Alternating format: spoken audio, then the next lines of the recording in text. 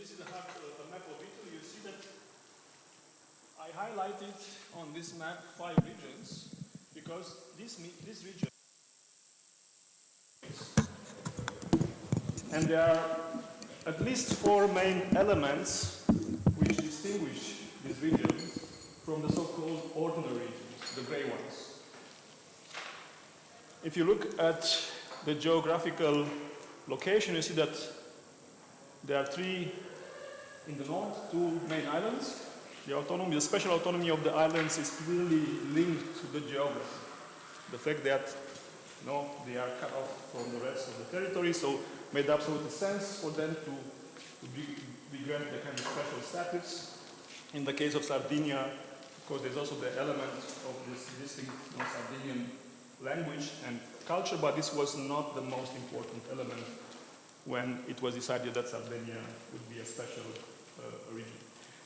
While in the north, you have these 3 regions, Aosta Valley, where a French, or more precisely, a population speaking Provençal, so there is a minority, linguistic minority, and French is co-official language alongside Italian. Then you have Trentino, Alto Adige, South Tyrol, where we are, and then Friuli, Venezia Giulia, where there's also a large Slovenian minority, and of course there is a large Friulan population, people speaking Friulan language, which is recognized as a separate language, as a distinct language.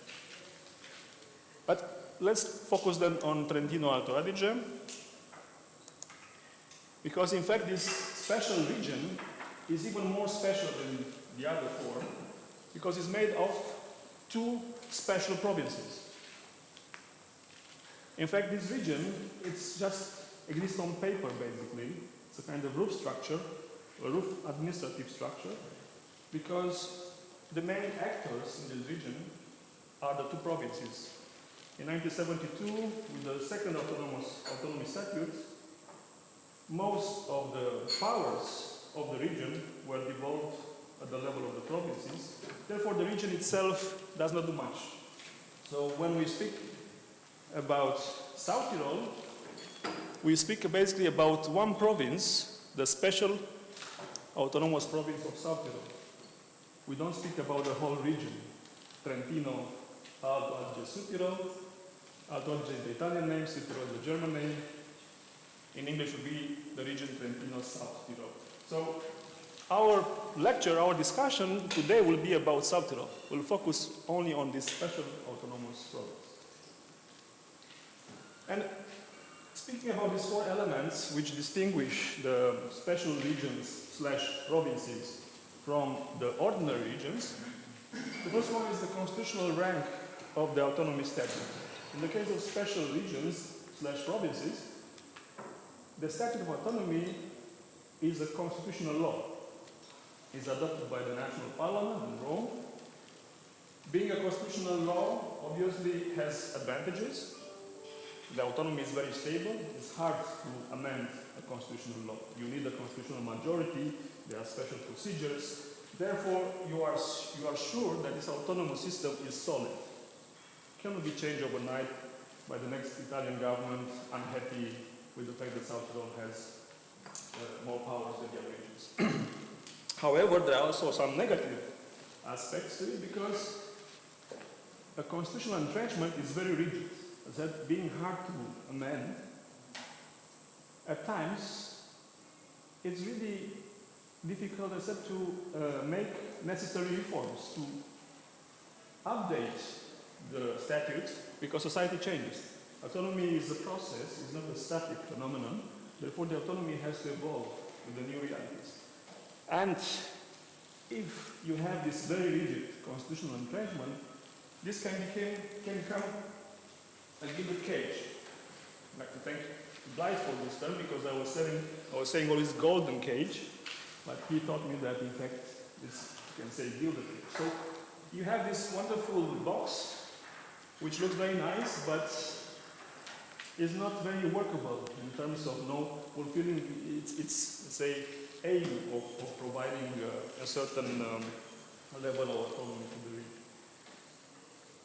While in the case of ordinary regions, the autonomy statutes are simply regional laws adopted by the regional councils of this region.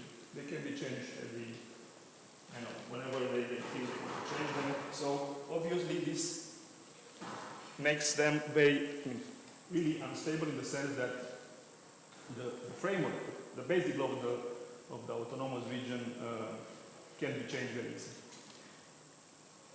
And now moving to the second on financial arrangements, it's interesting to notice that in the case of the special regions, as I said, the statute is a constitutional law, and however, the parts of this constitutional law which regards financial arrangements can be changed. It's an exception from the rule. They can be changed by means of a law of the Italian parliament.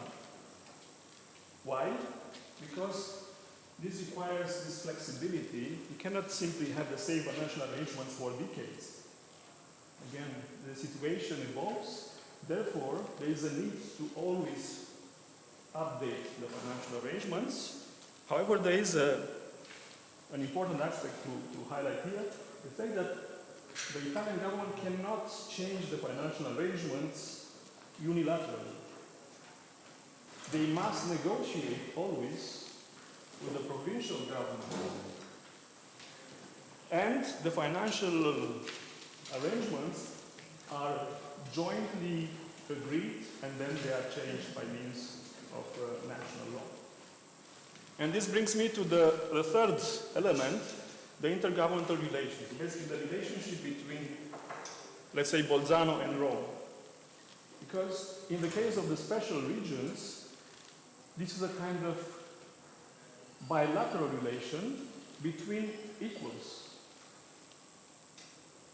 So there's always a kind of negotiation between the Italian government in Rome and the provincial government in Bolzano by means of some joint bodies called Italian Commissione Paritetica. And I will give you more details about the one functioning between Rome and Bolzano. So these joint bodies are made of an equal number of members appointed by the Italian government and by the regional government. And they are discussing the development of the autonomy as equal partners. Think about like kind of international negotiation between two equal, having the same weight, let's say, delegations. No? So this makes the relation between the special regions and the Italian government different from the relationship that exists between ordinary regions and the Italian government, because such bilateral negotiations do not exist in the case of ordinary regions. The Italian government can simply tell them what they have to do. And finally, the powers, especially decades ago, there was a clear distinction between the large and the wide scope of powers that the special regions had in comparison with the ordinary regions. Recently, well, there was in 2001, I think there was a constitutional reform which aimed to reduce this disparity, and nowadays the ordinary region also acquired more powers since this constitutional reform. There's also a strong push for some rich industrialized region in the north, Lombardy and Veneto, especially on this direction. They want to get more powers. They want to be as autonomous from this point of view as the special autonomous region. And finally, regarding the protection of minorities, you see that Italian regionalism is highly asymmetric, and this has, of course, an impact on the way the minorities are protected. Because in Italy, the territorial principle is applied, meaning that certain rights are attached to a territory. You can have education in German, and you can have a relationship with administration in German, but only in South Tyrolean. You can have education in French, but only in Aust-Bavaria. They are attached there to the specific regions. And there are cases of minority communities that live in the wrong region, let's say so, no? We speak about Ladin population, the third linguistic group in the province of South Tyrol. So there are Ladins living in South Tyrol here, but also Ladins living in Veneto here. The level of protection of the two Ladin communities is different.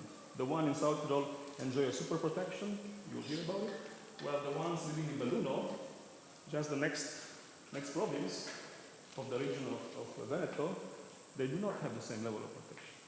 Of course, this creates, it's problematic, no? You have members belonging to the same community, but enjoying a different kind of protection. Is everything clear so far? Okay. Then now let's take a look a bit at the demographic data on South Tyrol. Here, sorry, I have to stay.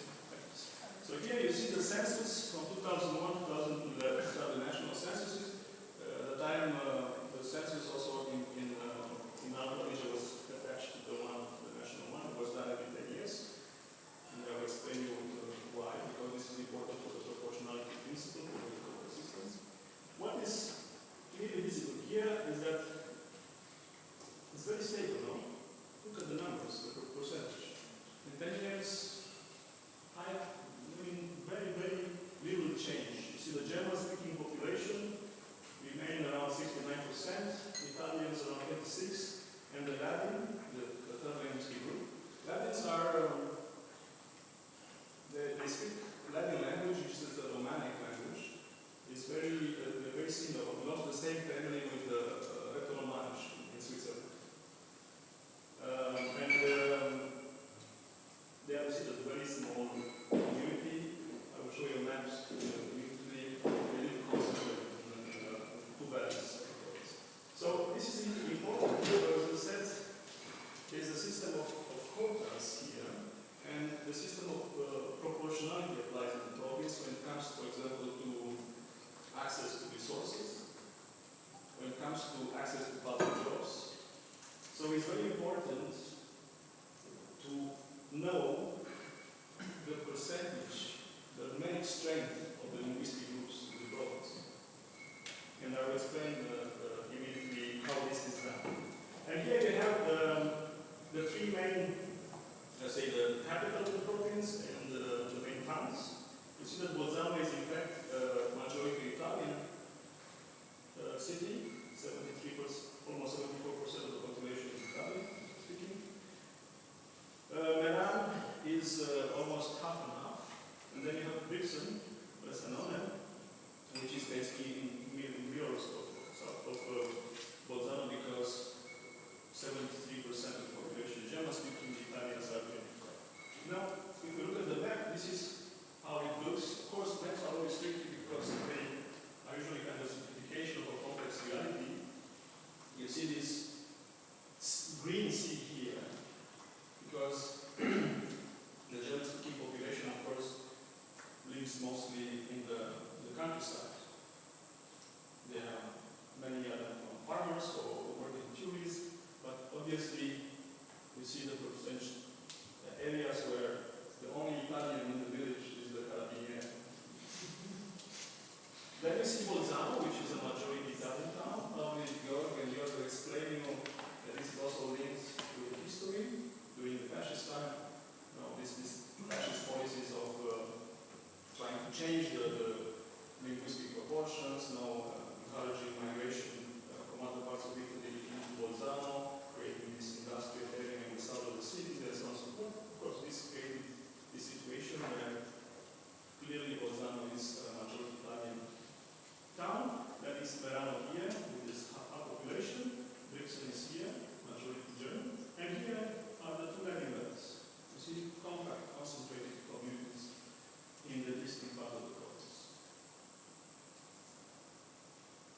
Good.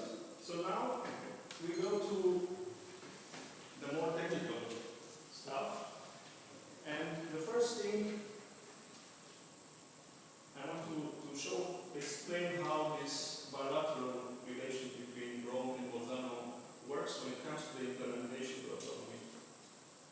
I mentioned its joint bodies, Commissione Paritetica, and in the case of South Tyrol, this is called the Commission of Six because there are 6 members. And the composition, this is the composition, sorry, oops, I revealed a change. So this is the way that the commission was designed in 1972 when the second autonomy statute was approved. You see that the state had 3 members, the province had 3 members. However, the interesting thing is the membership, which linguistic group the members belong. Because the state must appoint one of the members who belongs to the German-speaking group, while the province must appoint a member who belongs to the Italian group. And it makes sense because the German speakers are the minority in Italy, the level of the state, and the Italians are the minority within the province. You see, in this way, this kind of body achieved a double parity, double equality. Equality between the state and the province. Both the state and the province have 3 members, so they are equal. And also equality between linguistic groups, because there are 3 German speakers and 3 Italian speakers. Although they are mixed, not all German speakers represent the province, and not all Italian speakers represent the state. Is it clear? Is this something missing in this picture? Exactly, the language. So when this commission, this body was designed, the main, let's say, its goal was to achieve this equality, double equality between the state and the province on the one hand, and between the Italian and the German speaking groups on the other hand, between the 2 main linguistic groups in the province. They didn't think much about Latin at the time. This was corrected later. And this is what happened in 2014. For the first time, the state appointed, instead of an Italian, a Latin. But this was a de facto, let's say, representation of the Latin, because there was no law which would allow this, in the sense that, yeah, you can do this. But the state interpreted the regulation in the sense that if it's not precisely forbidden, it means that I can do it. Therefore, you have this, in 2014, the situation when the state and the province are equal. This perfect balance, equality between Italian and German speakers is not anymore there, but there are all linguistic groups with more linguistic groups. And furthermore, so over the years, the autonomy system also evolved, and the awareness about the need for protecting the Latin, small Latin community increased, and the political will also to do so started to grow. Therefore, in 2017, there was a constitutional reform, constitutional law amended the autonomy system and provided for the first time, now it's written in the law, that the state appoints either a German speaker or a Latin, so has the possibility to choose. Moreover, also the province might ensure that the Latins are represented from the province side. Here, it's a bit trickier or a bit more difficult because it requires that either the German, the majority of the German, let's call them German. So I have to speak always about German speakers and so on, but let's call it Germans, Italians, and Latins, just to simplify a bit the reasons. So the majority of the Germans in the provincial parliament will vote to accept that they give up the right to appoint 2 German members in this. So we are so kind, instead of appointing 2 Germans, we will appoint 1 German and 1 Latin. This is one possibility. Or the Italian. The majority of the Italians in the provincial parliament, they are ready to give up their member to have a Latin. So you see there are 2 possibilities now to have Latins in this Commission of 6. Either from the side of the state or from the side of the people. And what is very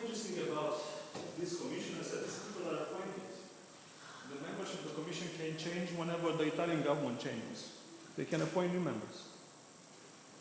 And this was supposed to be a consultative body, but it became probably the main decision body when it comes to the development of the autonomy. Because what happens in this commission, so these 6 individuals, they sit together. We have to find a solution for this specific topic. They even draft the text of what is called in English enactment decrees. In Italian would be norme di attuazione. So they draft the text of the law and they send it to the Italian government in Rome. There in Rome, the government checks the text of the law and then approves it. So far, they never turned back something that came from this commission, because they, of course, are very much aware that this is the result of a hard negotiated compromise. The best that could come out when it comes to one of the tricky aspects of the autonomy. Therefore, so far, they accepted these decrees, the text, the drafts. They were approved, and they become law. And they become law bypassing the Italian parliament. The Italian parliament has no say on these enactment decrees. They cannot change a comma in these enactment decrees. The only way to change or abolish an enactment decree is through the same procedure. Negotiation here in the Commission, another enactment decree which will abolish or will amend the previous one. So you see, I mean, the Italian Parliament is the body, no representative body of Italian people. They are elected. These guys are appointed. But still, they have the power to issue these legal acts which somehow sit in between the Constitution and the laws of the Italian Parliament. They are above the laws of the Italian Parliament, if you want to say so. They cannot be changed by the laws of the Italian Parliament. And the reason, of course, is obvious. If the Italian Parliament, which now has 600 members, will be able to, and I think maybe 2-3 deputies are from South Tyrol in the Italian Parliament, and maybe 2 senators. So if the Italian Parliament will have the power to change this, the whole system will be nonsense, because they will pass a decree, and next day there is a clear majority in Italian Parliament which will probably abolish it. So in order to maintain the system, you have to create this kind of exception. No? The principle of democratic legitimacy is trumped by the principle of double equality, parity, that this kind of body provides. Yeah, so this commission, I said, it was to be used, it was thought, it was designed as a consultative body, but in fact, it's taking decision, and I would say not only implements the autonomy, but there are some cases where I think the acts that came out of this commission even added to the autonomy statutes. For example, there was an enactment decree regarding the establishment of an administrative court in Bolzano, and the procedure for the appointment of the judges in this court is different from the rest of Italy, and it was legiferated through this kind of enactment decree. So it was a consultative body. In theory, it's a consultative body, but in practice, it's a decision-making body. And also, it was thought that this body will work for 2 years to implement the autonomy. I know they passed the autonomy statute in 1972. Said, well, we need such body to work out the details, to implement the autonomy. Of course, it took 20 years to adopt the most important enactment decrees necessary for the autonomy. And this body must work, continues working, because, as said, otherwise the autonomy will be frozen. The only way to change the previous enactment decrees is to pass another enactment decree. Therefore, this is not a temporary body. It's a permanent body, and it's absolutely to continue to work, because this is the way that the autonomy is updated and upgraded. So, questions so far, or is it clear? Is it strange? It is strange, no? I would say. I mean, who are these 6 people sitting there in a room? Nobody knows what they're doing. No? They are appointed. Yes? Are all of them appointed by the Italian state? No, this is what I'm saying. So the state appoints 3 members, and the province appoints 3 members. Yeah. And the commission changes in theory whenever the government in Rome changes. I mean, they could also maintain the same members, but usually, so no, the new government in Rome updated. I mean, they put, for example, one member from the state is a politician from the Fratelli d'Italia. So they put their own people, kind of, no? But all these members have a very good knowledge of South Tyrol. Usually also those appointed by the state are from South Tyrol or from the region, the South Tyrol. They know very well how the autonomy functions. It's absolutely necessary, otherwise it will not be possible to work. And usually they are lawyers or practitioners, they maybe work in the administration of the province, so they know everything about this autonomy system. Yes? The members appointed by the province also changed at the same time when not appointed by the Not state? necessarily. No, he said they can be maintained if the provincial council does not change as the government. No? So there will be new elections and the new provincial council might change them. But this is it's not simultaneously with the state. And there's also, of course, no transparency. We don't know what they are doing there. We just see the draft of the discussion, of course, is not recorded. On the one hand, one argument is that, look, but this is good because it creates this kind of trust. You know? This is a tool of confidence building. You know, after a while, they know each other all. Probably they've been in the parliament for years before. They work together, although they are from different parties. So it's true. I mean, it's a different way if you speak, behind closed doors. You can be open. And if you have let's say, media present or the whole working sessions are public, maybe you will be a bit reluctant to propose certain things or to come to a compromise. And so there are advantages and disadvantages, but definitely this is quite astonishing, that 6 individuals who are not elected by appointed have such a powerful role in the autonomy system. Yes? Well, limited. There are other more controversial issues. Because, this works. So, although everybody understands that it's still nothing, but if it works, we should not maybe... Doesn't it on the exceptionality of this region and how doesn't it make it more problematic for the integration or the acceptance of all the debates existing in this region by people from other regions seeing this as lack of transparency? Isn't it adding up to the existing debates on integration? This is very technical. I'm sure that 99% of Italians from other regions do not really know all the details about how this functions. There are other, let's say, from the world with this financial autonomy, these guys, these rich bastards, why they have all the money, and so there are other issues that are controversial for other regions. This one is, I think, too technical for them. How do they do it in an untransparent manner? It's not really.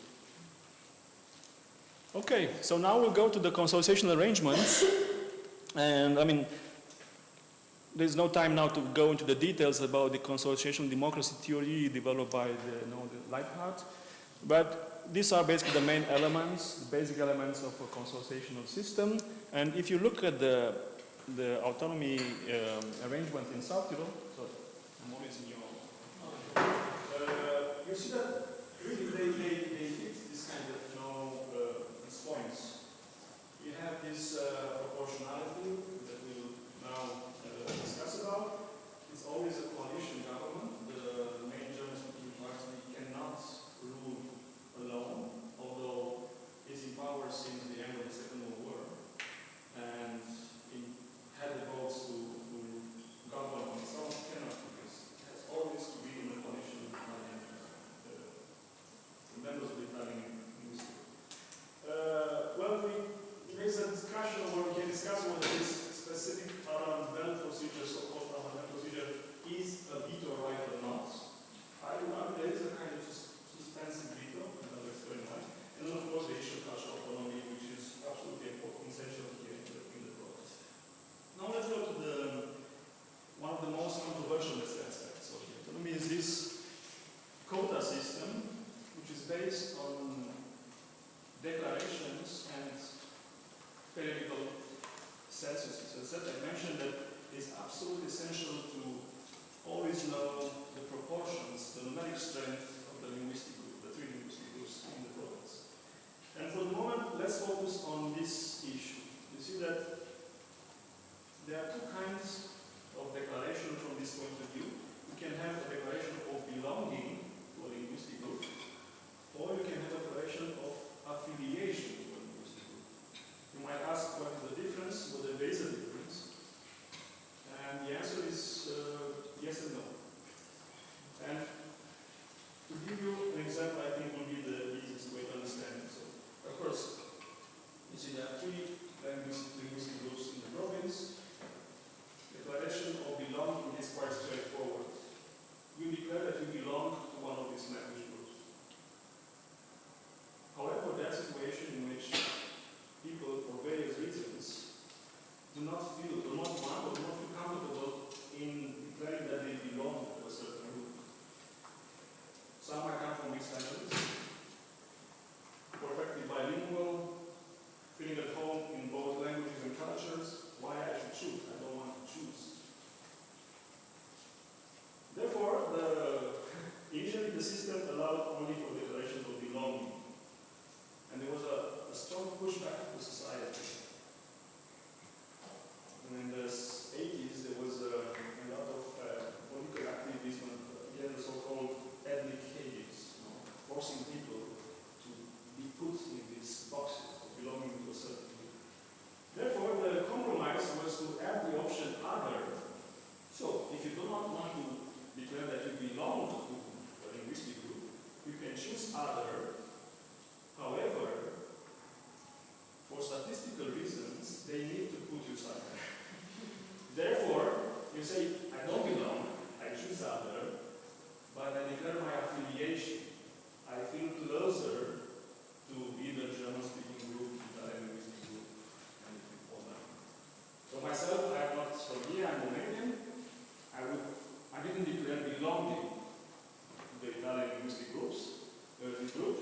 I declare other, and I affiliate to the Italian linguistic group. This is the difference between two. In the end, there's no difference because those who declare affiliation are counted as members of the Italian German group. So from a statistical point of view, you are in the same box, in the same basket with those who declared belonging. For example, in the case of Germans, in the province, I think the last time they made this anonymous declaration, 320,000 inhabitants declared belonging, and 4,000 declared affiliation to the German linguistic group. In the statistics, it doesn't count because they are counted all together as being 324 German speakers. Is it clear? Okay. And then, let's go to again, there are two different types of declarations, and the main difference is that one is done for the statistical reasons, to establish this proportional representation that is absolutely necessary in order to have access to public jobs, to have access to social funding, to run into elections, because all candidates must make public their declaration. So one is about proportional representation,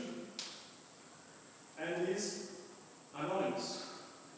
There is no identification that they need. They don't know who you are, but only Italian citizens can do this. And this goes straight to the statistical office. It's done every 10 years. And every 10 years you have this picture of the main spread of the groups. And these proportions then are used across the province when it comes to let's say, jobs, social funding, and so on and so forth. The second one is different. You see, that second one has identification data on it. You have your name, surname, and it's open not only to the Italian citizens, but also to foreigners, I mean EU citizens, but also non-citizens, non-citizens who have a long-term residence permit or who are refugees. And this one, the difference between these two is that this one is used for exercise of certain rights. With this one, for example, you can apply for a public job, because the jobs, as I said, are given according to the proportions of the linguistic groups. So there are 69% German speakers in the province, 69% of the public jobs are allocated to the German speakers, 26 to Italians, and 4.5 to the Latins. So if you want to apply to a public job, you have to attach to your job application the declaration showing that you belong, you are affiliated to the linguistic group for which that job is open. There will be an announcement. Yeah, we want to hire a clerk for the hospital in Bolzano, and this clerk must belong to the Italian linguistic group, and then all other qualifications. If you do not have this declaration, or your declaration says that you belong or you are affiliated to the German linguistic group, you cannot apply for information. The same for politicians, for example, running for elections. When they make public their candidacy, they have to make public the declaration because we have to know the proportions of the linguistic groups in the provincial parliament. Why? Because the provincial government reflects the proportions from the parliament. And now we can move to the second one, the coalition government. But first, is it clear? Because sometimes people do not, Sorry, but if you are bilingual, and the affiliation or belonging is kind of the same, does it get you in trouble then if you want to apply for jobs and there are more, for example, German-speaking jobs, but you're bilingual and choose Italian? No, because the public jobs, for applying for public jobs, you have to be bilingual. You have to prove that you're bilingual. We'll discuss about this when it comes to the cultural autonomy. So, in order to access public jobs, you have to have the certification showing that you're bilingual or trilingual if you apply for a job in the Latin Valleys.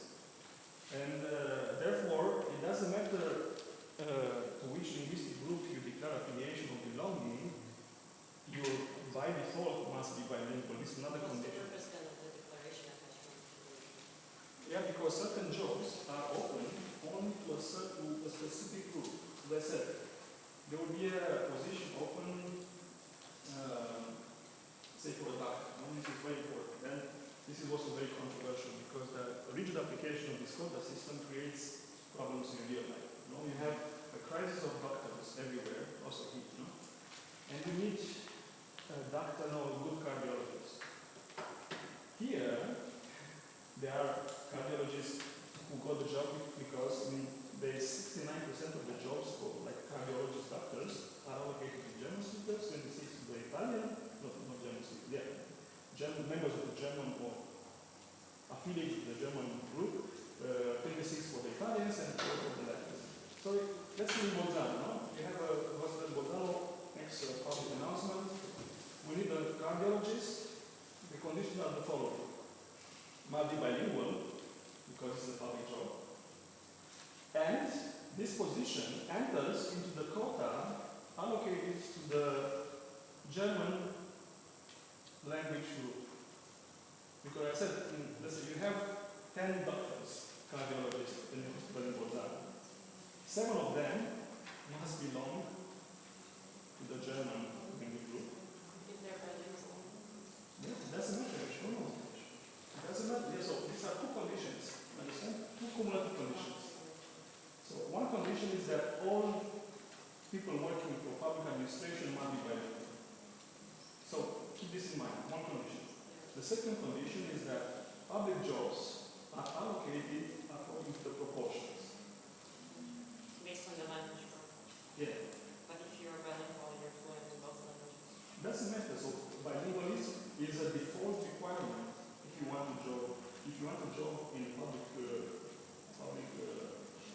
domain, public administration, you must be bilingual. So this is one condition. The second condition is that you can apply only to the jobs that are open to the language group to which you belong. Is it just to ensure representation? Sorry? Is it just for representation? No, I mean, of course, for representation as well, because they need to ensure that all language groups have benefits according to the numeric standard. So the Italians do not claim that, well, all the jobs are taken by Germans. It cannot be possible because they have this quota allocated. So out of 10 doctors, cardiologists in Bolzano, 7 are German speakers. I mean, it's not Yeah, 7 belong, or they have a declaration that they belong or are affiliated to the German speaker. 3 or 2, because now we have also a language. 2 have a declaration that they belong to the Italian, and 1 is not. But of course, the reality is messy, it's complicated. And what you want to have more, you have to really go to the regional criteria or to have a good doctor. Because you might have a very good cardiologist applying, but for example, he is not bilingual. Sorry, if you don't speak German here, no way. And they made exceptions. Say, okay, we'll take this one, but please learn German. We provide German courses. Please learn German in 1 year, 2 years. Or sometimes, again, they had a good applicant, but the applicant had the declaration of belonging to the Italian group. And that specific job was open for the German, those who belong to the German group. And what you're doing, you say, I'm sorry, you're such a good doctor, but you are not belonging to the right group because this job is open only for the Germans. They said, okay, let's take this one, make an exception, but next time when we open a job, another doctor, and will be for the Germans, in fact, we'll give it to an Italian. Just to come to balance, to bring balance again in the system. But I think it is still not clear for you. Yeah, we chatted that it's more about the ethnic belonging than it is to a language belonging. Because if you are bilingual, how can you declare one over the other?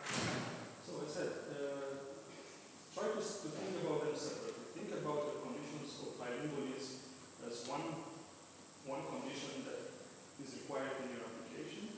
If you are not bilingual, you get out. Although, as I said, there are exceptions. And think only about the fact regarding this declaration. This declaration is meant, this quota system, the goal is to make sure that no group can claim they are discriminated against, for example, when it comes to access to jobs, public jobs, but when it comes to funding or like social or education. Because money for education and culture are also distributed according to proportion. So the whole budget of the province regarding education and culture, think like it's like a cake. So 70% of it, 69% of the budget of education is taken and given to the German speakers. It's yours because you are 69% of the population. So do whatever you want. Italians will get 26 and the Latvians 30. And the same regarding the public groups. So we have 7. This is your doctors. 10 doctors. You have to give this position, to split them like a cake. No? So 6 or 7 will be for German, not German speakers, but those who declare affiliation to the German group. 2 for the Italian, and the rest for them. Is it clear? Yes, it just seems to get contradiction because you can be really born in a German family and declare Italian. There's absolutely no control. Nobody will tell you. You're called Hans Ferber. You cannot be Italian. What ensure that you start your affiliation rather with the Germans? Because the proportional allocation of German is... You get it, and it's a good question. So the system has some special positions that aim to avoid abuse. Because you might think that, okay, I declare myself Italian, but I heard that next month will be this open call for jobs open to the members. Hello? Listen to this, because this is essential. So I declare myself Italian, but I heard that next month there will be jobs open for the German, people belonging to the German group. I'm running to the court, because these are kept in the court. Hey, I want to change my declaration. No. You cannot do it. You can do it, you can change it. But you can change it only 5 years after you made it. And this new declaration enters into effect after 2 more years. So if I do my first declaration in 2020, I cannot change it until 2025. And then I change it, but then the new one enters into force only in 2027. So I cannot really plan so long in advance that, okay, might be that would be a better job or better job opportunity for me. And this thing regards not only the provincial level, but also the municipal level, because in Bolzano, remember, Italians are immigrants. So public jobs in Bolzano, 72% of them go to the Italian. Because in the city of Bolzano, 72% or 73% is Italian. So might be the situation that, you see, the local administration in Bolzano is 72% Italian, but the provincial administration, which is also located in Bolzano, is 69% German.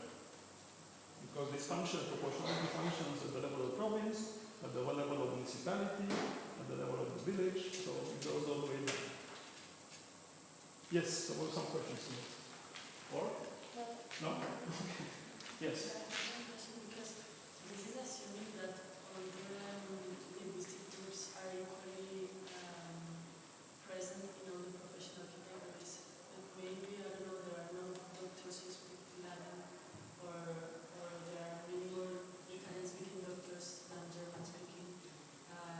So maybe in some professional categories it makes sense, but in others there is a surplus of some speaking groups or a lack of some others and representation in the Latin. Exactly. So this is a very important point of controversy. Because I said that reality is much more complex than these legal fictions. And especially in the health system, in this case, we want good doctors. I don't care if he's Italian, German, I don't care if he belongs to the German group or the Italian group. Well, he may not speak German perfectly, but he's a good cardiologist. Take him. He might learn, hopefully, in 1 year or 2 years. So you need. And of course, this is a lot of the system is a lot of debate about how rigid it can be. Because if it's too rigid, it doesn't work. Reality is too complex. But then allowing too many exceptions might end up defeating the whole meaning of the system. So this is ongoing debate and it's still not solved.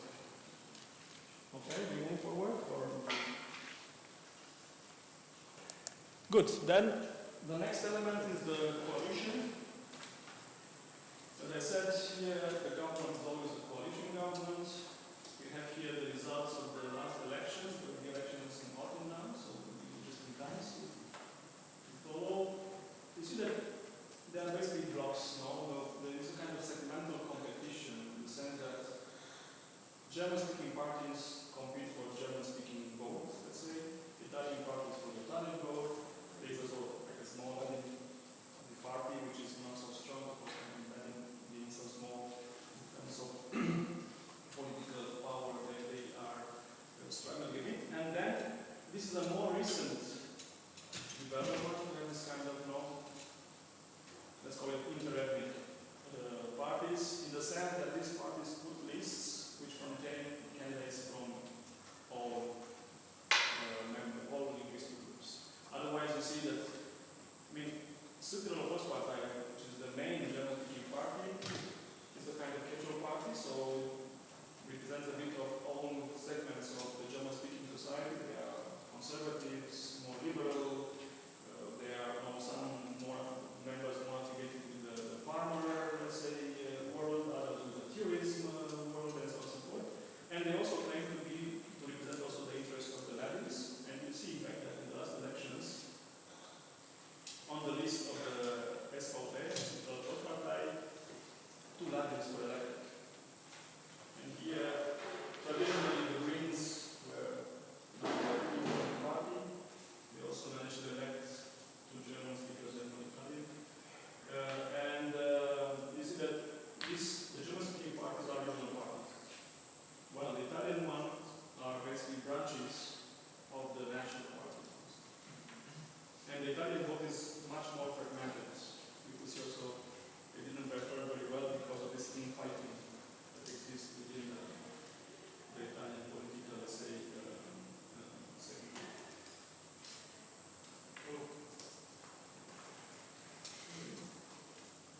So something happened yesterday as well today. One slide disappeared. There's something that is eating slides here. Okay, so I'll just tell you what was on that slide. It was about the electoral system. So it's an open list proportional system. This means that the parties propose lists and they are open in the sense that the voters can choose they have 4 preferences from the list of candidates. In other words, the party might put you as a candidate the last one on the list, but the voters, if they select you, you might enter in the parliament, and the one who is on top of the list, so the preferred one of the party, might not enter in the parliament. And then, since 2013, there is a gender quota. So the party list of candidates must contain at least 1/3 female candidates. It's also possible since 2013 to vote through correspondence. So if you are not in the province, you can also vote from abroad, for example. And also very important, the representation of the Latins is guaranteed. As I said, Latins are so small that in most of the cases they will not be able to elect at least one Latin member of the parliament. And in this case, it happened even 2 of them were elected. But there were elections in which they didn't manage to get any. And in this kind of situation, the law says that the Latin candidate from whatever list who receives the highest amount of votes will replace his colleague from his party who would have been the last one to be elected. Is it clear? So let's take an example because it's always easier. So let's say that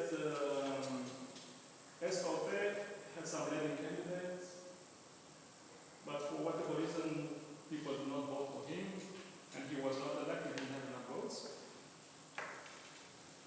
SVP won 15 seats, and the Latin will get the last one and will replace the candidate of SVP, which was the last one to basically be elected. Anastasia, you seem confused. So, for example, if the last one to be elected got 2,500 votes, was enough for this person to be elected. The Latin got 1,500. So there's a big difference, How will you vote between them? The Latin will take the seat because in order to achieve Latin representation, and this Latin, with 1,500 votes, was the most voted Latin across all the lists.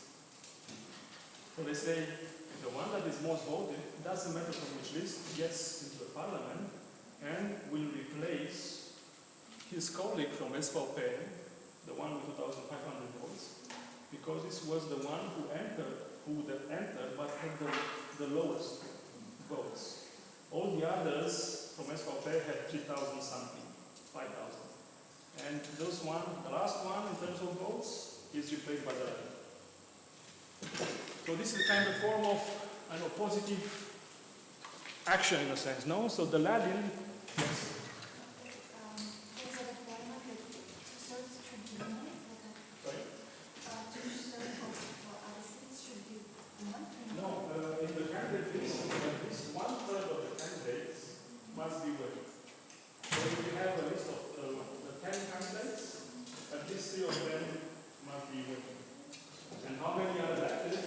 It's not a guarantee that they're elected, but at least in the candidates list, they have to be just 1/3. Yeah, it works because now, and then you see that there's another rule saying that then the government reflects the proportions in the parliament. And the more women elected in the parliament, the more women will be in the government. So for example, now we have 2 women in the government. And there are 8 in total, so 6 men and 2 women. In my country, there's also this quota requirement, but usually it happens like they basically have a woman, the party leader, his wife, his sister, just to fulfill this quota, like woman quota system. I don't know, like, does it work here? Because I think it should be like skill-based, but not like Yeah, it was not a family kind of it's the same thing that she said. Yeah. So, well,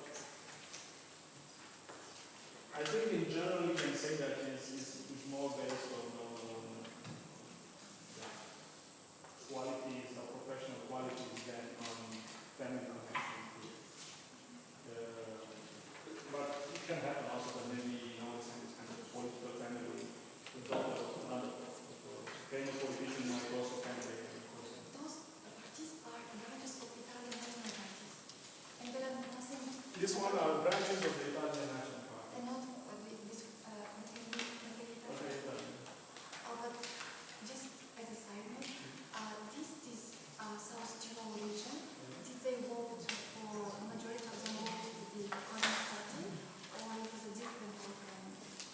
Well, the last elections were in 2018.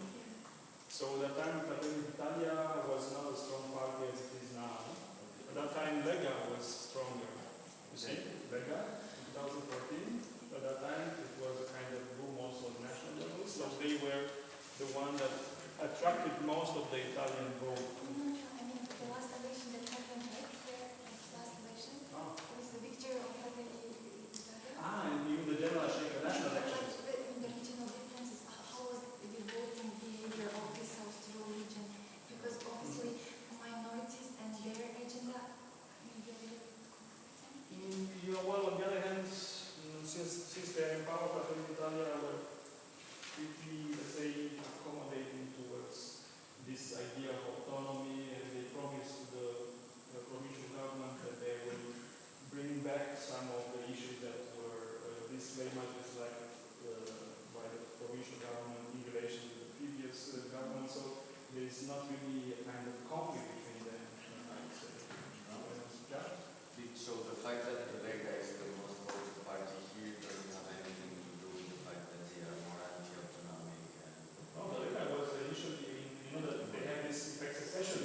Yeah, exactly, but the successionist stands on the Lega, deals with the German population of South Europe and everything. Yeah, I mean, they were initially very successionists, they went towards kind of autonomy, and in fact, when, so the government was, after this election, the government for the first time was formed between SVP and Lega, which was a big change because traditionally the SVP was in the government decades ago with the Christian Democrats and then with the left-wing party Democrats.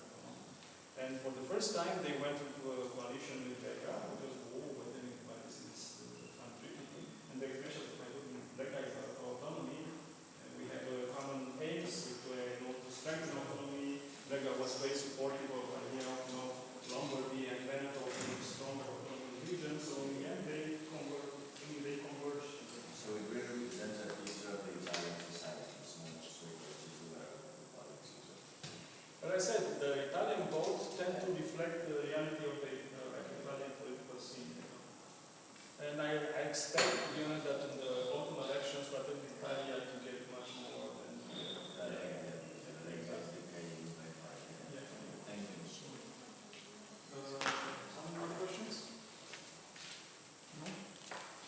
Okay, what else about the government? As I said, the government will reflect the proportions in the parliament. So you have here 25 Germans, 8 Italians, 2 Latvians. The government is based on these proportions. And I think in the government now there are 5 Germans, 2 Italians, and 1 Latvian. So if you calculate the proportions, here in the parliament, they reflect, the government reflects these proportions. And 2 out of the 8 members of the government are female, because also the gender proportion should be respected. Okay. Something else about, well, the president of the government is also the president of the province. And it has been, and probably will still be for some time, for autonomy, a German speaker. But this is not de jure. There is no law saying that the president of the province must be German speaker. It's just a reality that the president of the province is elected by the provincial parliament, and the German speakers have had and have still the majority in the provincial parliament. Therefore, they always voted for a German-speaking president. In theory, can happen, who knows, in the future, that although the parliament is German-dominated, they might vote for an Italian president. I would be very curious to see this happening, but it's a possibility in theory. In practice, it's a German-speaking always. And he has, is a he. In fact, there always has been a male president so far. And he has also 3 vice presidents, each of them belonging to a different language group. So there is Italian, German, and Latvian vice president of the president. Okay, let's see how we go to time. We have to rush up a bit. Okay, now let's go to this, what I called a la Bell procedure. And I think the best way to understand again this more complex procedure is with an example. And so this is invoked in order to protect the vital interests of the linguistic groups in the provincial parliament. If there is a provincial initiative, a draft law, which might be detrimental to the vital interests of one of the linguistic groups, they might invoke this procedure. And, well, let's give an example. So, let's think that there is a draft law proclaiming that pineapple pizza will become a symbol of the province of South Tyrol. Because the German tourists like it so much, they always want to have pineapple pizza. Let's make it a symbol here. Of course, the Italians will start crying immediately. And the majority of the Italian members of parliament say, wait a minute, this is really something that is very important for us. We will never accept this kind of thing. We have to stop this. And the parliament, the majority say, German speakers said, well, wait a minute, it doesn't matter what you think. We want to get this law approved. Therefore, they simply ignore the claim of majority of Italian members of parliament that this is something essential for the vital interest for the Italian linguistic group. And therefore, we go into this special procedure, which means that the vote on this specific draft law is done by linguistic groups. So again, imagine that the Italian members of the parliament and the Latin members of the parliament simply get out of the room, that only the German members of the parliament are in the room, and they vote on the law. 22 of them, no, it's very good pineapple pizza, let's approve this. 3 of them are more sympathetic, come on, this is really, we should not do this. They voted, they get out of the room, now the Italians, only the Italians are entering the room and are voting. As I said, 6 of them, absolutely no way that we want this kind of vote, this kind of law. And for whatever reasons, 2 of them say, yeah, it doesn't matter, I don't care. The Italians get out, then the 2 Latins enter, and they're also very nice, the Latins, and they say, no, let's not do this. And then everybody's in the room again, they count the votes. How many no's, how many yes? 3 plus 6 plus 2, 11 members of parliament voted against. 24 voted for, the law is approved. Oh my God. We have a law saying that pineapple pizza is a symbol of South Tyrolean. Tragedy, drama. And in this kind of situation, the majority of the Italians, the 6 ones that basically asked for this procedure, will say, no way that this happened. We'll go to the Constitutional Court. And the court will decide that this thing is unconstitutional because this affects a vital interest of our youth. So, but the law meanwhile is into force. They cannot block the law, but they have the chance that the court, so an independent judiciary, decides whether indeed this is something that affects their vital interest or not. Is it clear? Yeah, but I have one Yeah. question. For example, who is sitting then in the constitutional card? For example, who is sitting then in the constitutional card? For example, it can be like part of German and part of Italian, and then they will say that, okay, no, we approve this law and it's all. The Constitutional Court, there is no proportional representation in the Constitutional Court. This is not based on the declaration of belonging. Because if you do also for importers that need to pay have also that proportional, then how can you say so? The Constitutional Court should be independent, no judicial body. It doesn't matter whether you're Italian group or German group or not. So this will not be.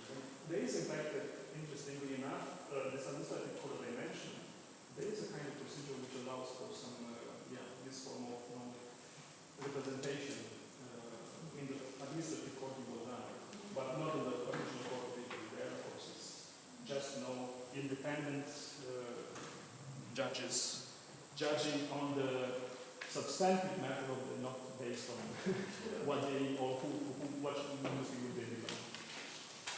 So is clear this one? Okay. Then cultural autonomy, again, very important here. I mentioned at the beginning that at the level of the whole country in Italy, territorial principle applies, meaning that certain rights of persons belonging to minorities can be exercised only on certain territories.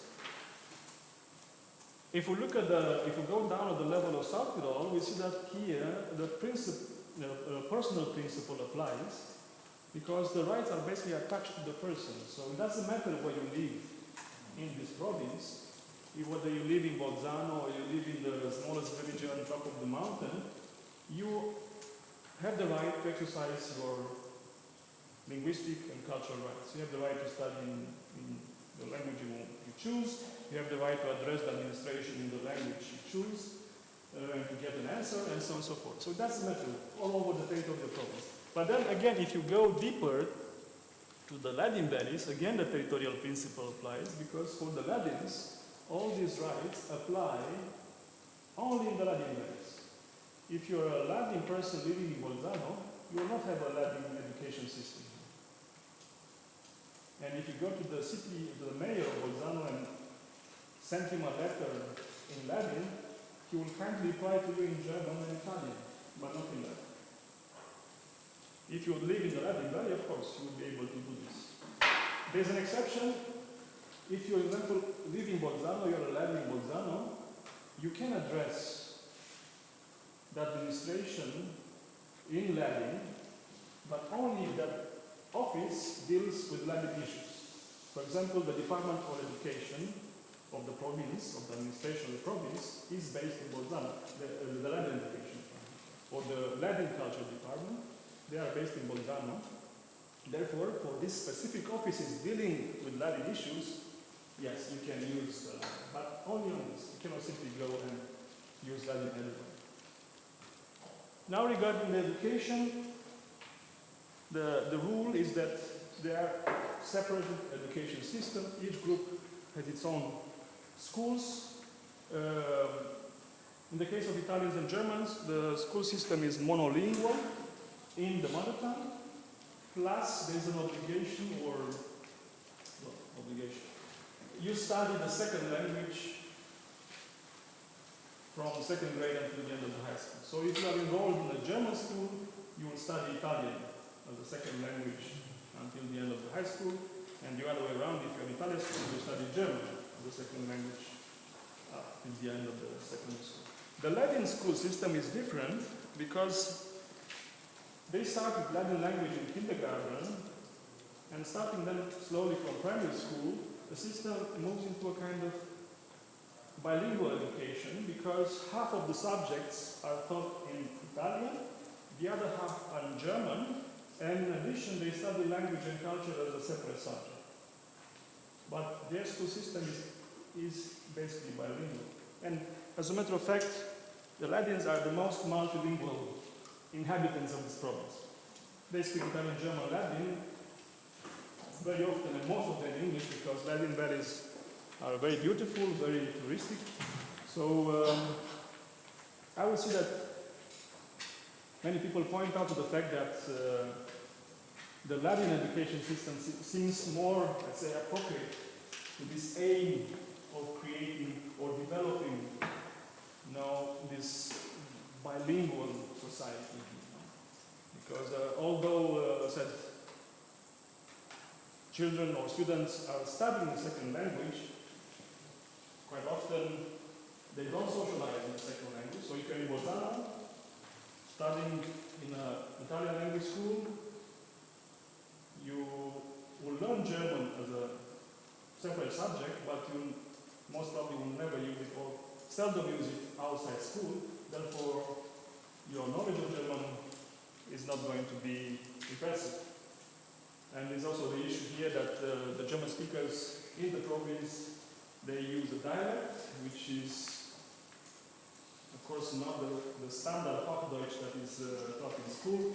Therefore, there are some challenges. Even if they study the second language from, second grade till the end of the high school, the results can be better in terms of bilingualism. So there's a right to choose the school.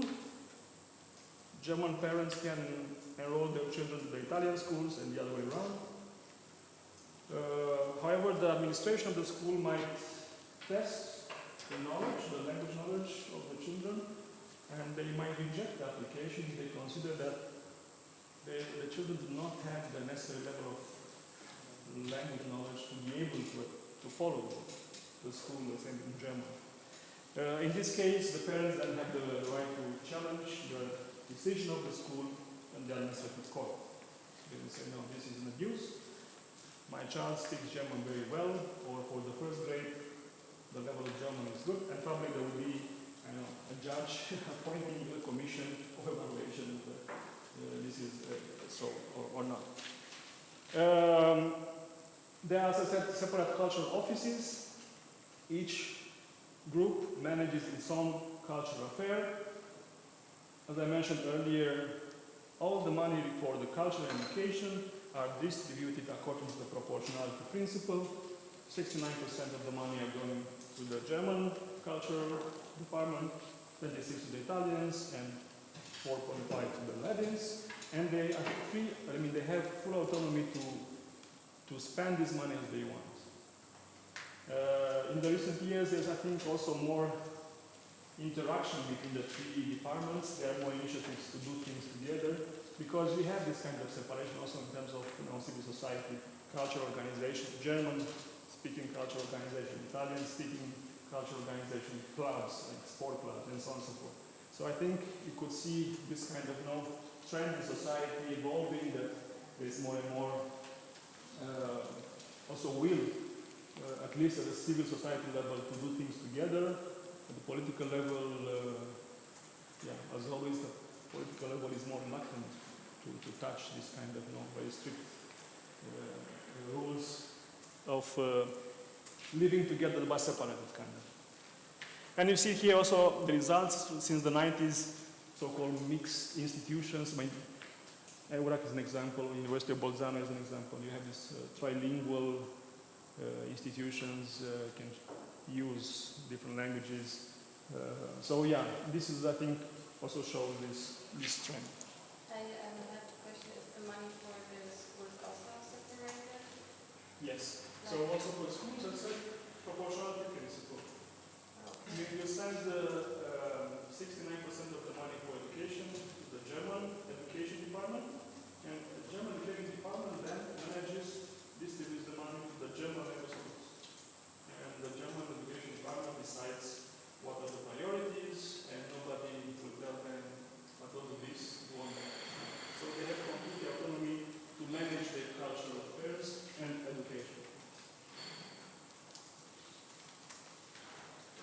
And now linguistic rights in administration and justice, and go back to the issue of language. We discussed about this condition that everybody working in the public administration in this province must be bilingual and trilingual if the person works in the Latin Valley. Pretty challenging, especially in certain areas. So the exceptions from this bilingual administration are the military, is Italian only, and the Latin Valley, which are trilingual. The rule is it's called the separate use of languages, in the sense that in relation with administration, you use the language you choose, and the administration, if they approach you, they will write you in a language they assume is your language, but if you tell them, look, no, I want you to send me or to have this conversation or this exchange of communications in the other language, they have to do it. Also the police. If the police stops you here, you're speeding, no? They want to give you a speeding fine. And the police is Italian, doesn't speak German. In theory, this is not allowed, but of course, as I said, there were situations where exceptions were done. So, and I said, oh, I want everything to be in German, and the policeman writes the fine, everything, all the paperwork in Italian, and gives to you. You simply go to the court, administrative court, challenge this, and the court will basically annul the fine because the policeman did not respect your linguistic rights. So this is the separate use of language. Then there's also the so-called joint use of languages, which apply for any document which is meant for public use. All public announcements are in both languages, or in two languages in the Latin Valley. And also to documents issued to individuals, but which are meant for public use, like IDs. So IDs here are bilingual, and they look a bit different from the IDs from other Italian regions. This sometimes creates some confusion when if you travel abroad, you can even move in Europe without the passport, only with ID. I heard about cases where border guards were like, what is this? This is not from Italy. No, it's from Italy, but it's from South Tyrolean, and have to explain the whole special situation. The trials, the court functions in both languages. The trial can be monolingual or bilingual. It depends on the parties. If they agree to use one language, the trial is monolingual, and often is like this because also for the parties it goes faster, so they have the interest to solve this issue as soon as possible. Although of course the translation will require more time, and it's time consuming, and so on and so forth. So, but this is not an obligation. They are free to choose the language they want, and also the language of the trial can change during the trial. In a criminal case, for example, the defense lawyer can use whatever language, between Italian and German, he or she wants, because of course it's essential that the defense lawyer expresses himself or herself in the language is more, his own language, to be able to provide as better defense as possible.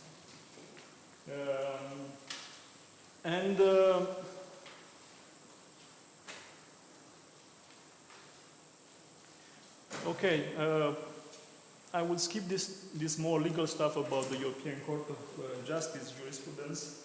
So the basic idea is that these specific laws regarding the use of German language in the trials, criminal and civil trials in the province of South Tyrol, can be applied also in trials that involve foreigners, EU citizens from other countries who are on trial in Bolzano. This one regards an Austrian and a German who committed some illegalities in South Tyrol. They were arrested, they went to a criminal court, and they wanted to have their trial in German.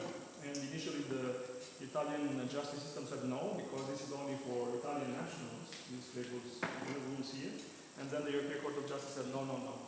This would be a discrimination based on nationality within the EU, therefore, if you are on trial in the South Tyrol, you can come from, I don't know, from Sweden, and you speak German, you claim that your trial should be in German, and they provide a trial.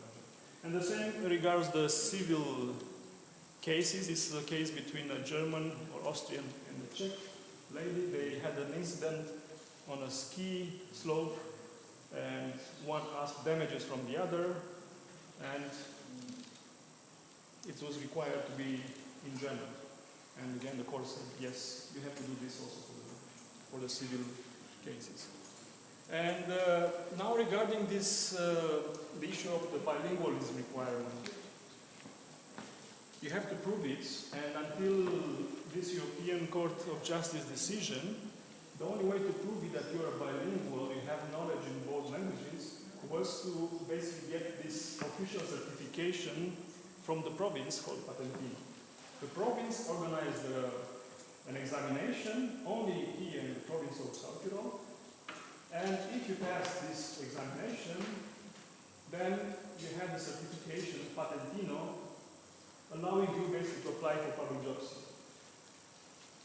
Of course, this was problematic because it excluded those who were living in other countries in the European Union and could not simply travel once in a while when the province organized their competition to get this Patentino. And the European Court of Justice decided in this case that, right, you cannot simply ask, come here, take the exam, get a Patentino.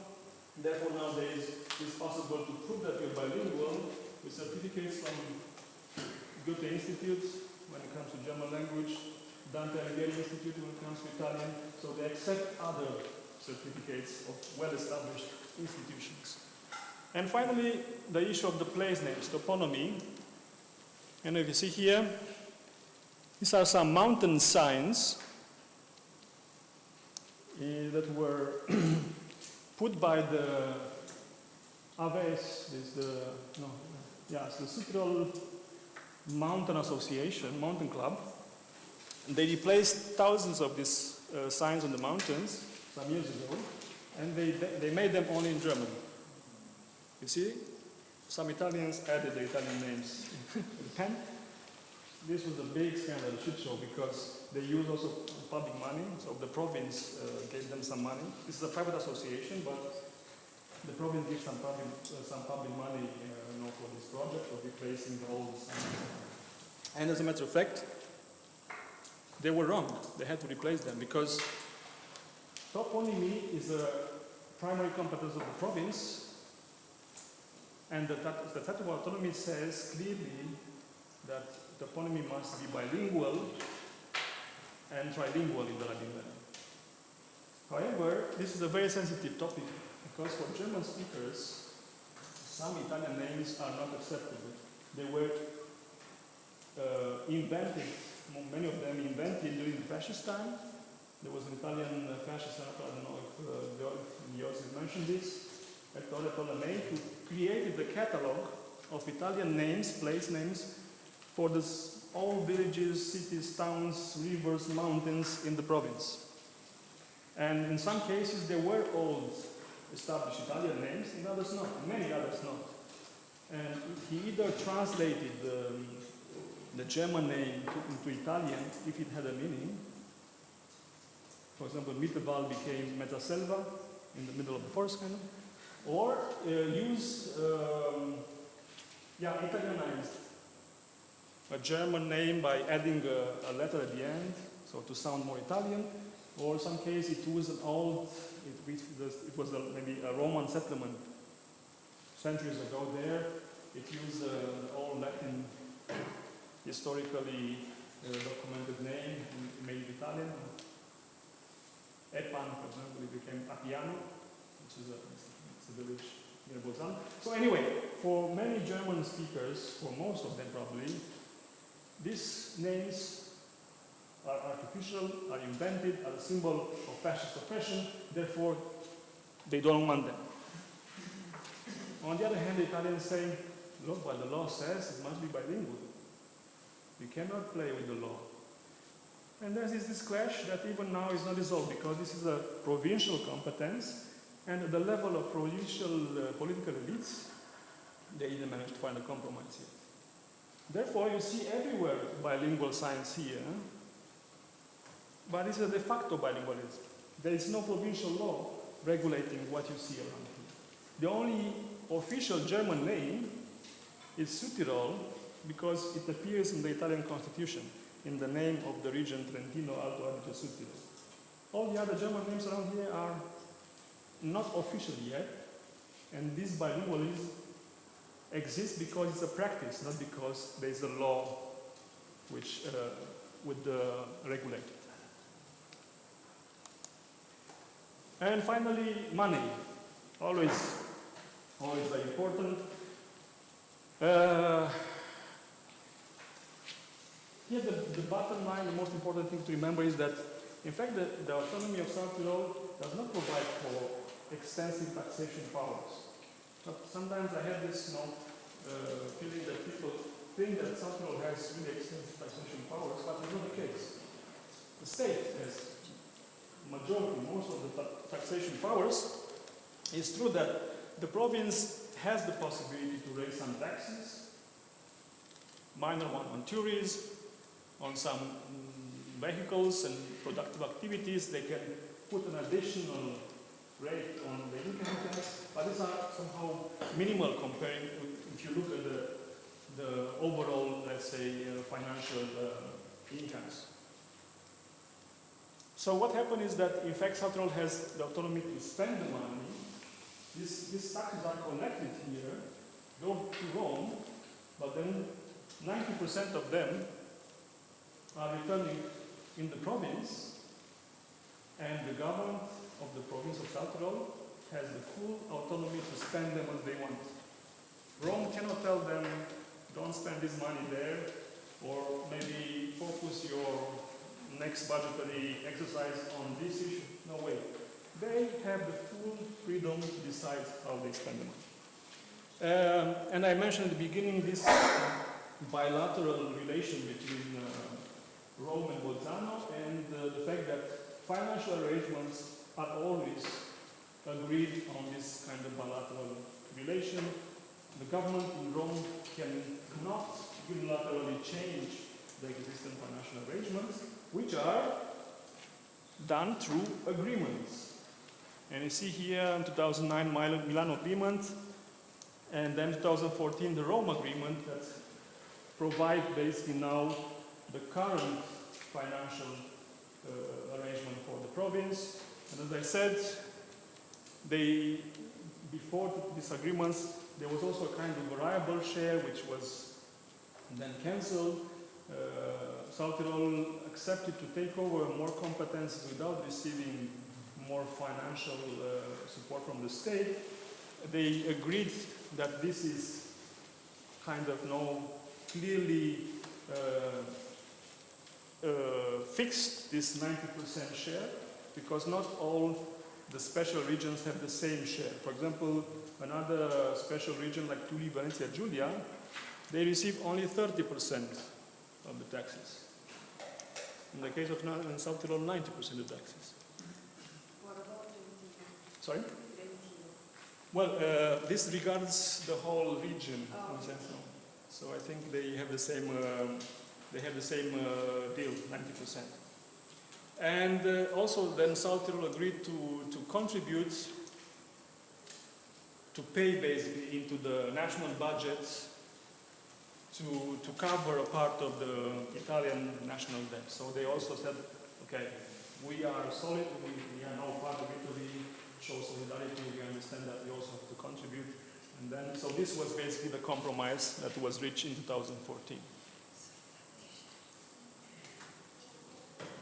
Okay, and finally the conclusions.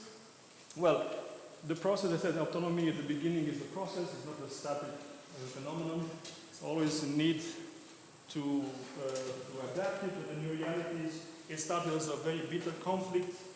It was now de-escalated, and then by means of this kind of special institutions and mechanisms like this joint commission that created the trust,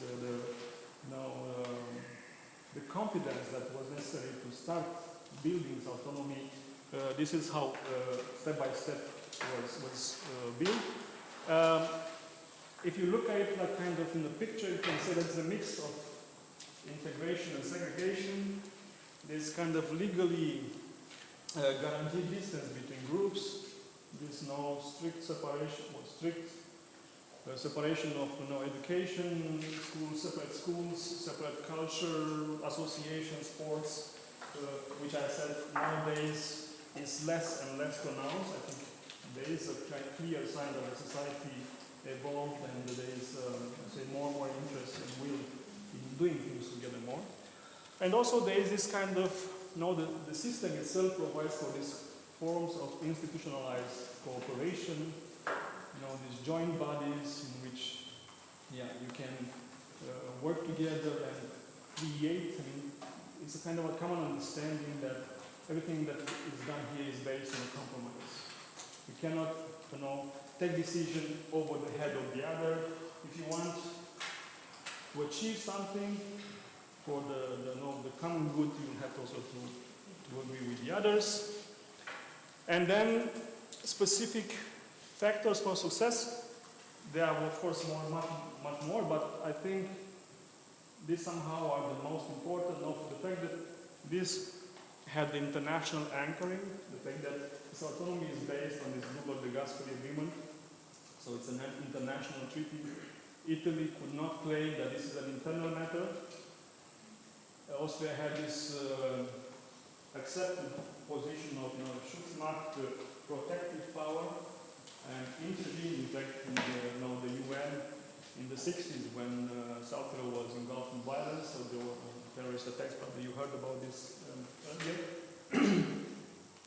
Then the political conditions, I think again absolutely important that political elites, local political elites, basically SVP or Central Force Partei, because it was the absolutely dominant political force at that time, accepted this compromise. It was a very vivid debate within the party in 1972 whether to accept the second autonomy statute. There was a very hardline wing who said, well, we cannot trust the Italian state.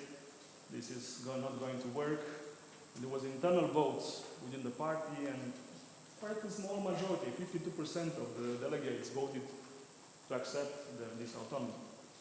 And then after, although there was not overwhelming consensus for this, the political elites worked to make this autonomy work.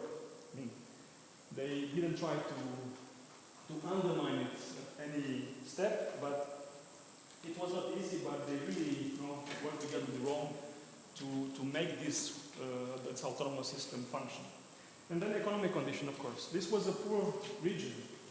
Even in the 70s, it's a mountain region, farmers, there was not much. But with the autonomy and also with this financial autonomy, this changed in amazingly fashion and also quite fast.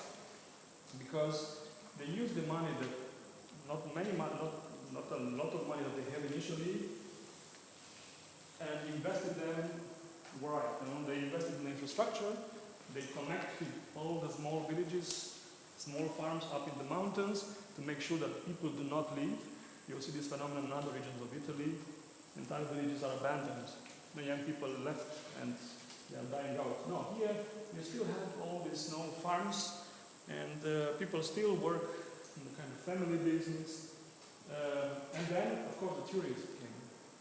Was also the lack of having this amazing nature around. And I said, maybe 30, 40 years ago, in Bulgaria, in the Levin Valley, a family owned, maybe a garni or a small guest house. Probably nowadays they have 2 hotels and a restaurant.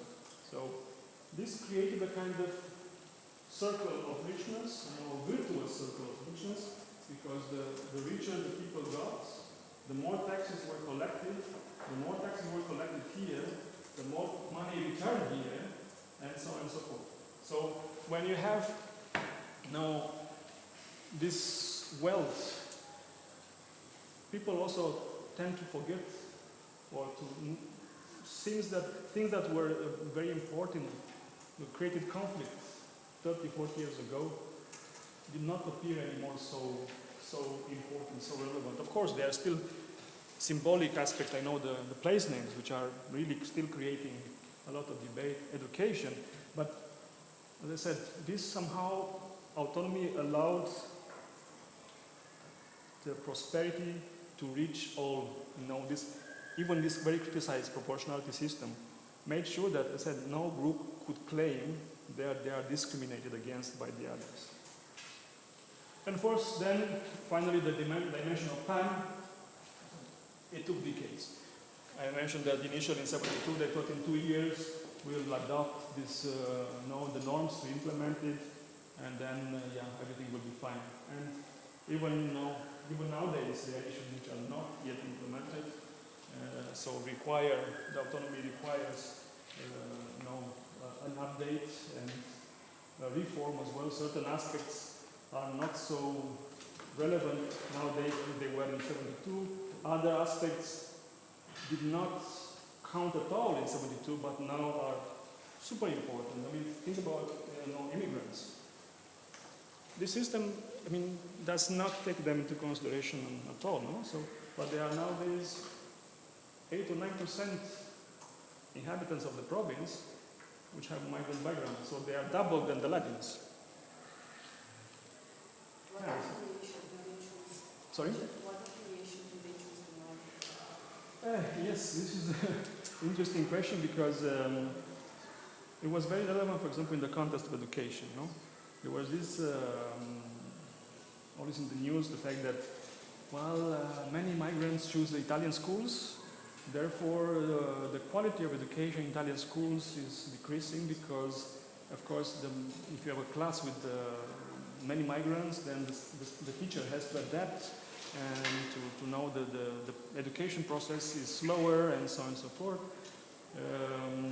The explanation is probably because you said many migrants came to South Tyrol from other parts of Italy, and therefore, they were speaking Italian already, or they had a better knowledge of Italian than the German. And also because I said they are in Italy, in fact, and also the other maybe argument was working as also. I'm now here in South Tyrol, but maybe I will move to Lombardy later. So for me, it's important my children speak Italian well. And then also this discussion about the education and migrants had a very interesting turn in the German-speaking, let's say, environment in media, because initially they were happy, kind of, that okay, most of the migrants go to the Italian school, but then they realized that, in fact, wait a minute, but these kids will learn Italian, and most probably then, not all, but many of them will probably remain in South Tyrol, and then they will make a declaration of belonging or affiliation, and most probably they will choose Italian linguistic groups, which means that in time the proportions will change. So the Italian linguistic groups will increase because there will be this migrant influx, which will. I said, maybe we should also be more open about the idea of having more migrants in the German school. On the other hand, the German schools are more popular, and also popular among Italians living in South Tyrol. Is this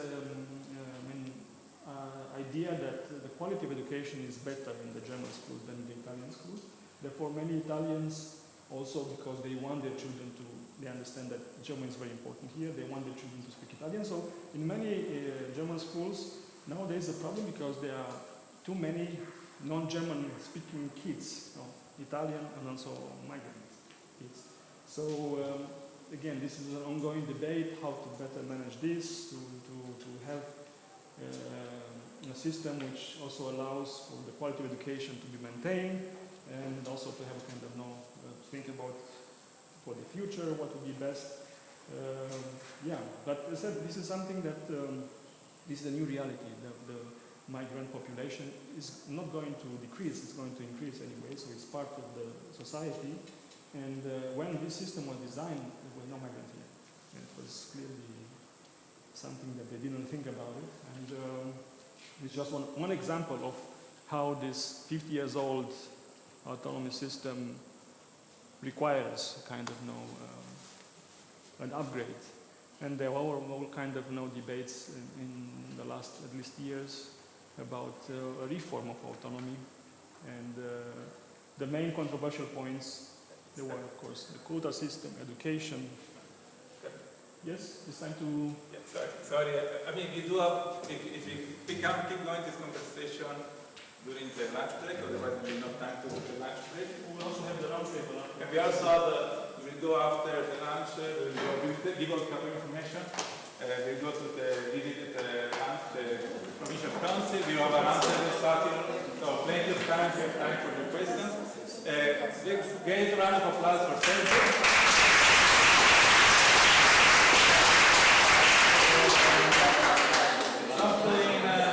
Just a second, sorry. I have something important to say, everybody. Andrew? Sorry, I noticed you finished the chocolate. I'm sorry.